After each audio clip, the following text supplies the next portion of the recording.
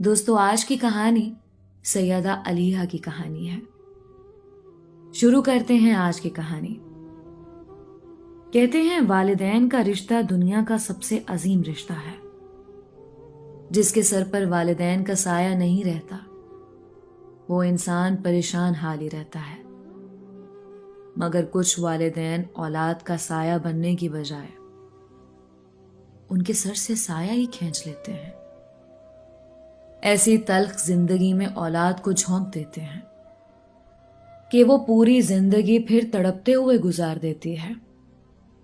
میرا نام علیہ ہے، میرا تعلق اسلام آباد سے ہے۔ میں ایک سید گھرانے سے تعلق رکھتی ہوں۔ ہم کل 4 بہن بھائی ہیں۔ میری جگہ میرے والدین ایک بیٹا چاہتے تھے، لیکن پیدا ہوئی میں۔ اب اس میں میرا تو کوئی قصور نہیں تھا۔ بچپن میں مجھے اپنے والدین کا پیار نصیب نہیں ہوا۔ ہمارے گھر میں جو بھی ہوتا اس کا واحد ذمہ دار مجھے ہی تو ٹھہرایا جاتا۔ کسی بچے کو مار پڑے نہ پڑے، میں اپنی والدہ کے سامنے پہلا نشانہ ہوتی۔ گھر میں کوئی چیز ٹوٹتی تو سب سے پہلے ایک آواز آتی، علیہا تم نے توڑا ہوگا نا، بہت بدتمیز ہو۔ یہ آواز اور کسی کی نہیں، میری والدہ کی ہوتی۔ نقصان کوئی بہن یا بھائی کرتا، سر میرے تھوپ دیا جاتا، اور میں چاہے جو مرضی بول لوں، میری صفائی میں کوئی کچھ نہ سنتا۔ ایسا نہیں کہ میں کوئی شرارتی سی بچی تھی، میں تو ایک سہمی ہوئی لڑکی تھی، اور خاص کر جب میرے ہی گھر میں مجھ سے انصاف سے کام نہ لیا جاتا۔ امی کی جب بھی ابا سے لڑائی ہوتی پہلے پہلے وہ مجھے مارتی، کسی اور کو تو مارتی نہیں تھی۔ ابا پہ غصہ اتارنے کی بجائے وہ سارا غصہ مجھ پر اتار دیتی، اور مجھے بات بات پر مارا پیٹا جاتا تو میں مزید سہم سی گئی۔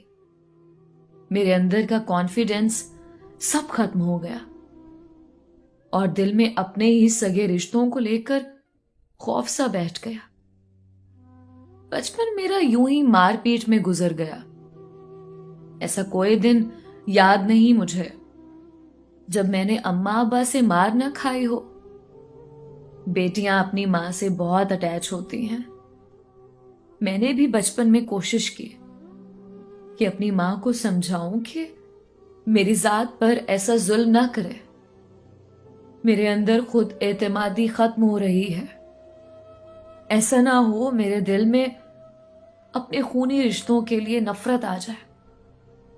لیکن میری ماں نے میری بات نہ سمجھی، اور وقت کے ساتھ ساتھ کسی ایک فرد کا بھی میرے ساتھ رویہ اچھا نہ ہوا۔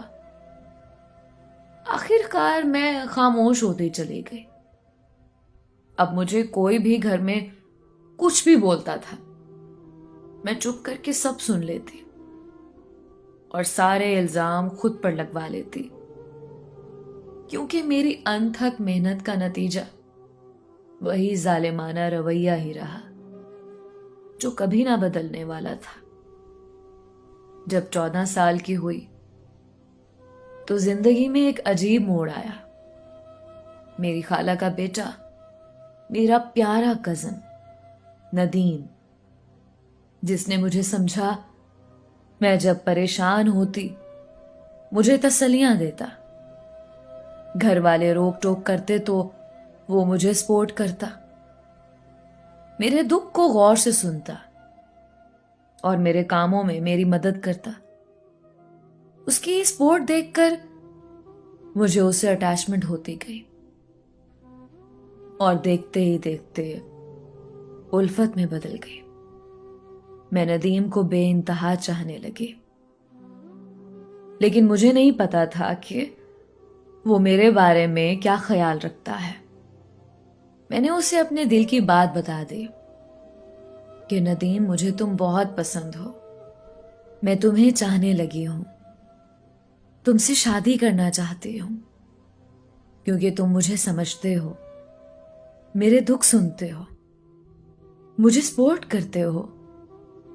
تمہارے آس پاس ہونے سے میں خود کو بہت سکون میں محسوس کرتی ہوں. تم بتاؤ, کیا تم بھی مجھے پسند کرتے ہو؟ کاش اس وقت ندیم منع کر دیتا اور کہتا, علیہ نہیں, تم غلط سوچ رہی ہو, ایسا نہیں ہو سکتا. لیکن اس نے کچھ ایسا نہ کہا اور میرے ساتھ وقت پاس کرنے کے لیے ریلیشن میں آ گیا. میری زندگی بدلنے لگی. ایسا لگا جیسے کسی جنت میں چلی گئی ہوں, جہاں سکون ہے, پیار ہے, کوئی پریشانی نہیں ہے. دن رات کی باتیں, گھنٹوں کی کالز, ایک دوسرے کو تصویریں بھیجنا, چھپ چھپ کے ملنا, سب ہوتا رہا. پھر وہ کہتے ہیں نا کہ روتی ہوئی لڑکی کو کون سا مرد پسند کرتا ہے. کچھ وقت تو ندیم میرے دکھڑے سنتا رہا, پھر مجھ سے بدظن ہونے لگا, مجھے اگنور کرنا شروع کر دیا. میں کئی گھنٹے میسج کر کے انتظار میں رہتے, اس کا کوئی جواب نہ آتا. پھر کالز آنا بند ہو گئیں. میں بہت پریشان رہنے لگی. دن رات اس کی منتیں, ترلے کرتی رہتے کہ تم کیوں بدل گئے ہو, تم تو پیار کرتے تھے نا مجھ سے, تمہیں اب کیا ہوا ہے. لیکن وہ نہ بدلا. میری ٹینشن بڑھتی گئی. میں نے اپنی ماں سے یہ بات شیئر کی, لیکن ان کی طرف سے وہی تانے ملے. اور وہ تانے کیوں نہ دیتی. وہ اور ابو مجھے پھپھو کے بیٹے سے بیانا چاہتے تھے, اور پھپھو کے بیٹے کو ایک پڑھی لکھی لڑکی چاہیے تھی, اور میں نے جان بوجھ کر پڑھنا چھوڑ دیا کیونکہ میں ندیم کے پیار میں اندھی ہو چکی تھی. اسے دن رات باتوں کے چکر میں اپنی پڑھائی بھول چکی تھی. مجھے پڑھائی سے کوفت ہوتی تھی. پڑھائی چھوٹی تو پھپھو کے بیٹے نے رشتہ توڑ دیا کیونکہ وہ تعلیم یافتہ بیوی چاہتا تھا, اور میں ندیم کے لیے اپنی پڑھائی داؤ پر لگا چکی تھی. لہٰذا وہ رشتہ تو ٹوٹ ہی گیا, اور میرے کہنے پر, مجبور کرنے پر, میرے والدین نے میری منگنی ندیم سے کروا دی. اب ندیم صاحب منگنی کے بعد بدلے تھے. اس کو پتا تھا کہ اس نے میرے ساتھ شادی نہیں کرنی, بس وقت پاس کرنا ہے. تو جیسے مرضی اس کو ذلیل کروں, ٹارچر کروں. سو وہ کرتا رہا. ایک روز ندیم کے ابو شدید بیمار ہوئے. ان کو لے کر وہ ہسپتال گیا. وہاں ان کی حالت بہت خراب تھی. ہم ہر روز ان کی خیریت پوچھنے ہسپتال جاتے, اور میں غور کرتی کہ ندیم میری جانب مڑ کر نہ دیکھتا تھا. میں اس کی منتیں کرتی, پلیز بات تو کرو. وہ دیکھنا مناسب نہ سمجھتا تھا, یہاں تک کہ اپنے باپ کی بیماری کی وجہ بھی مجھے بنا دیا. میں خاموش ہو گئی. پھر اس کی سالگرہ آئی. میں نے اس کو سالگرہ پر سرپرائز دیا, اور اس نے پھر پلٹ کر میری جانب نہ دیکھا. میں پھر روتی رہی, اس کو خوش نہ کر پائی. مجھے سمجھ نہ آ رہا تھا کہ آخر اس کو ہوا کیا ہے, وہ کیوں اتنا بدل گیا ہے. میری حالت مزید ابتر ہوتی گئی, کیونکہ اپنے گھر میں وہی ایک سہارا ہی تو مجھے ملا تھا. اب وہ بھی نہ رہا تھا. جب میں نے دیکھا کہ اس انسان کو میری پرواہ تک نہیں ہے, اور میں اپنی جان ہلکان کیے جا رہی ہوں, تو میں نے بھی خاموشی سے ایک طرف ہو جانا بہتر سمجھا. کیونکہ میرے خیال سے محبت سے زیادہ آپ کو عزت نفس بہت اہم سمجھنا چاہیے. جب میں نے بھی اسے میسج کرنا چھوڑ دیا تو کچھ وقت بعد اس نے یہ بات نوٹ کر لی. اب میں خود کو وقت دینے لگی, اپنی صحت بہتر کرنے لگی. اب میں کافی پرسکون ہو گئی تھی. میرا ذہن ریلیکس ہو گیا تھا, اور پہلے سے زیادہ موٹی اور خوبصورت ہو گئی. मैंने एक जिम पर भी काम करना शुरू कर दिया। जॉब के साथ साथ फिट हो रही थी। उसने जब देखा कि लड़की तो हाथ से निकल रही है, उसने अपना रवैया बदला और फौरन से मेरी मिन्नतें तरले करने लगा कि प्लीज अलिया, तुम तो मेरी हो ना, हम जल्द शादी करेंगे। उसने बहुत मिन्नतें की, पर इस बार मुझे उसकी बातें दिल पर ना लग रही थी। मैंने बहुत मुश्किल से उसको अपनी जिंदगी में दोबारा शामिल किया। अब वो एक हफ्ता मेरे साथ बहुत अच्छे से बात करता रहा। रोज की लंबी बातें, कॉल्स, मुझे जिम जाने से रोक दिया कि आइंदा मत जाना। मैं भी रुक गई। एक हफ्ते बाद नदीम साहब ने अपना रंग फिर से दिखा दिया कि अच्छा फिर बात करता हूं, अभी अबू बुला रहे हैं। और फिर वो आहिस्ता आहिस्ता दूर होता गया और मुझे शदीद जहनी अजियत में डाल गया। पता नहीं लोग क्यों अपना आदी बनाकर एक नशई की तरह दरबदर कर देते हैं। जिसको जब नशा नहीं मिलता तो वो चीखता चिल्लाता है, खुद को नोचता है, अजियत देता है, पर उसकी हालत सही नहीं हो पाती। मेरी भी हालत कुछ ऐसी ही हो गई थी।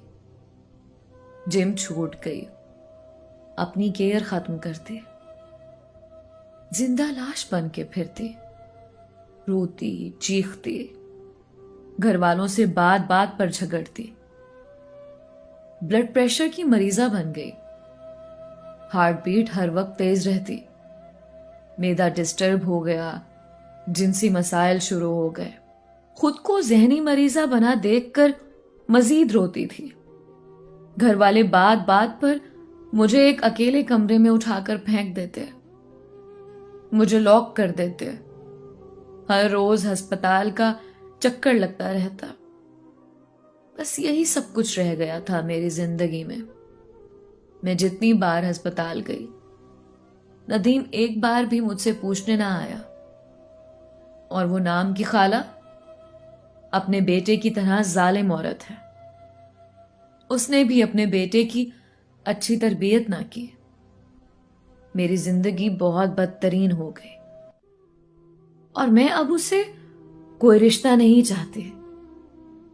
अब वो फिर से मुझे कहता है कि तुमसे जल्द शादी करनी है, देखना तुम शादी के बाद बिल्कुल ठीक हो जाओगी। लेकिन मैं कभी उस गंदे इंसान से शादी नहीं करूंगी जिसने मेरी सेहत बर्बाद करवा दी, मुझे जहनी और जिस्मानी अजियत दोनों देता रहा, जो मेरी जिम छुड़वाकर खुश हुआ, जिसे मेरी सेहत, खुशी, सुकून अच्छा ना लगा। एक बार भी अस्पताल में आकर मेरा ना पूछा, ऐसे इंसान से कैसे शादी कर लूं? ऐसे लोग हमेशा घटिया ही रहते हैं। मेरी जहनी हालत देखकर मेरे वालिदैन मुझे बंद कर देते हैं और आज भी नदीम से मेरी मंगनी है। रिश्ता इसलिए नहीं तोड़ रहे कि कहीं इज्जत ना चली जाए, बेशक बेटी की जान ही क्यों ना चली जाए। आज मैं इस सब में सिर्फ नदीम को भी कसूरवार नहीं कहूंगी, क्योंकि इस सब में सबसे ज्यादा मेरे अपने वालिदैन की नाइंसाफी है मुझसे। काश वो ऐसा बर्ताव ही ना रखते मुझसे कि मैं किसी और रिश्ते में अपना सुकून ढूंढने लगती। और जब उसने भी देखा कि मेरी अपने ही घर में, अपने सगे रिश्तों में ही कोई औकात नहीं है, तो उसने भी मेरे साथ वही किया जो हर बेसहारा इंसान के साथ एक कमजोर इंसान करता है।